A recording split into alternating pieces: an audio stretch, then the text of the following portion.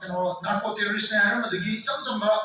kano oina miyamda India gi miyamda amadi tuan ba malem gi miyamda media gi through da won gi ba adugi masi garam oreba phibam sida Union Home Secretary waramba North East ki matang da yam thina khangbu nupa ma lalo gi matang da sahi ya study tawraba kula commission gi matang da study tawraba nupa amana asi Manipur gi governor wa pasiga chief secretary sinbagi mong lei pasiga yengba taragadi kui dana tai fadana tha mari manga sida achauba lalo mama koi lanji loisana bogona da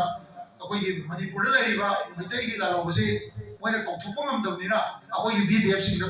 tainaraga lalo gi mi vision be ya gi adumba tanjama laur ka dra ai gi am chauba chingna le masi ai haise on record chakra ba moina ayu phali je ba adu masi